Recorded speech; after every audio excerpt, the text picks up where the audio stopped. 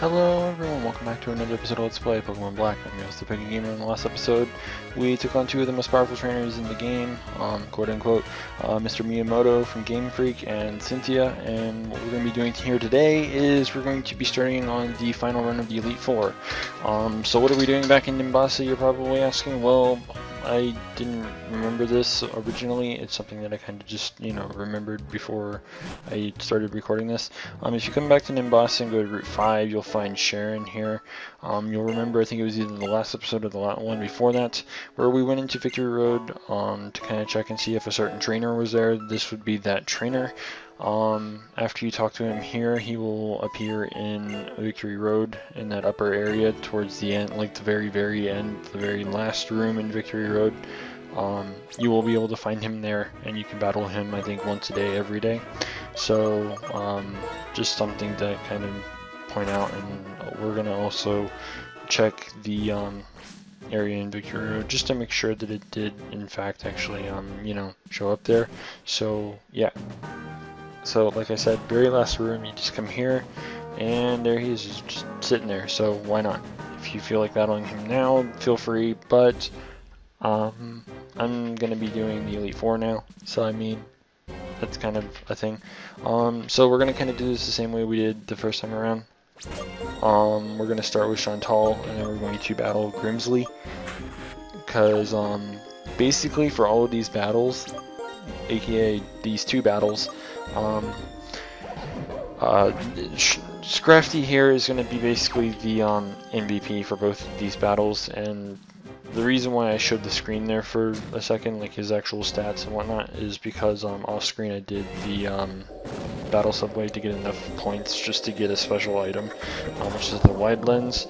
There's only two ways you can get it. You can get it in Castelia by having 5 different Pokemon with different trainer IDs. I don't remember who gives you it. It might be the guy in the Pokemon Center at the very far back, but I don't know. And then the other way is just through the battle subway, which is where we got it. So yeah. Anyway, Shauntal, her team consists of everything is level 71 except for her ace, which is level 73.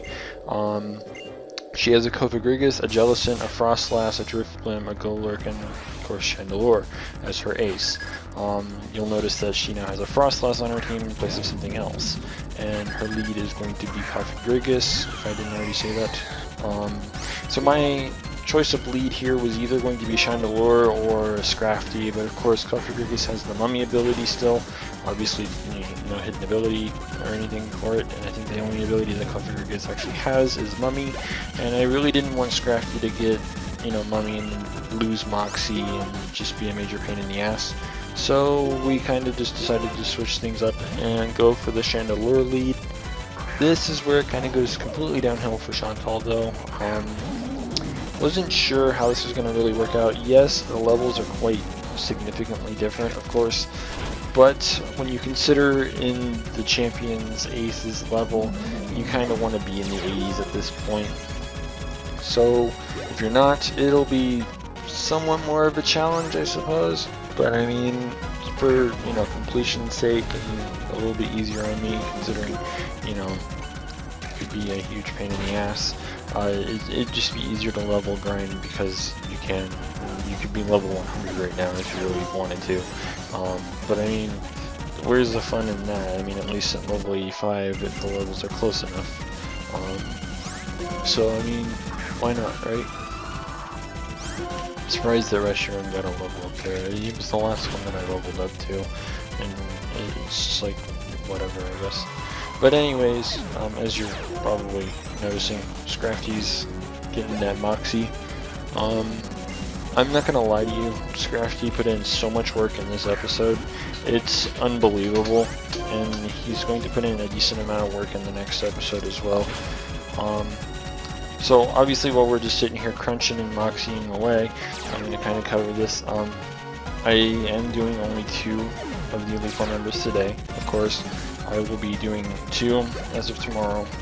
I think Friday's going to be a very, very quick day because I'm pretty sure the only thing we're going to be doing is the champion. And the reason why we're only doing the champion is because one of the 3 remaining trainers you can only battle for whatever reason on the evenings of Saturdays. So we'll be taking on the final 2 trainers as of Saturday, so you will get a bonus episode this week. Yes, that's a thing.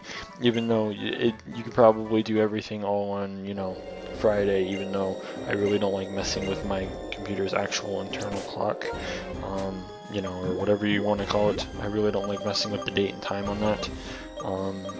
Even though I'm pretty sure it's not that difficult to fix, it's just a pain in my ass if I have to do it, and I really don't like doing it, so yeah. I mean, I might change my mind, of course, and still do it, but I mean, it'd be kind of stupid, I guess. I don't know, like, maybe it's just me. Actually, it's kind of stupid because you kind of still have to talk to people and whatnot. I don't know. It's probably going to be Saturday when this Let's Play ends, not Friday.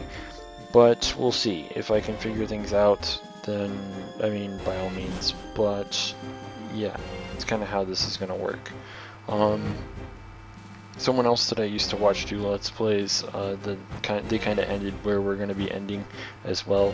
So, I mean, it's kind of, you know, there really isn't much else left to do in this game. Literally just the Elite Four and, you know, the fucking Sharon and the other trainer. I'm sure that some people have probably already guessed it by now, but for those who haven't, I'm not going to spoil it for you. But yeah, anyways, Grimsley, he's going to be leading off with his Sharpedo. Kind of lost track of myself there for a little bit. He's going to be leading again with a level 71 Sharpedo. Obviously, we're going to go ahead and just go straight for the high jump kick for a high power move and whatever. He also happens to have a Liepard, a Scrafty as well, a Drapion, a Crocodile, and a Bisharp. Obviously, I think Drapion was the new addition to his team. That or Sharpedo, I think it was the Drapion. Yeah. Ace is obviously Bisharp, just like it was the first time around. This is where things get very scary, and this is why I say that Scrafty put in a lot of work. Like a boss, he lives with 2 HP, and we just go for the risky move here and go for a high jump kick. We're already at +1, a high base power stab move, super effective.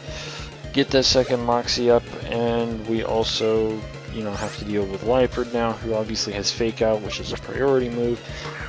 But that doesn't scare us out anyways, because, you know, we're cheap like that. We can use items unlike, you know, the Elite Four members who only get maybe 1 or 2 full restores. We have access to unlimited revives, unlimited full restores. We could literally sit here for days. I could literally bring in a level 1 Boldor, or whatever the hell that thing's name is, Roggenrola, and just sit there with Sturdy, oh, full restore, full restore, full restore, over and over again, until they struggle everything to death. Which would be kind of boring, considering you could be sitting there for a very long time while you level up and possibly even evolve. So, I mean, I guess you could always just use more than one Roggenrola, but I mean, you're going to just be leveling up regardless, like a million freaking times. It seems kind of stupid.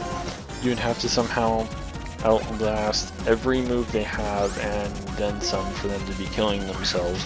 It's something that something that I might do later on, not on my channel of course, but like during my free time when I'm extremely bored and just feel like make myself even more bored. I'll probably just buy like maybe close to like 1,000 something full restores, and maybe even max revive or something like that, and just sit there at the Elite Four and just watch everything just go full retard. I don't know, whatever.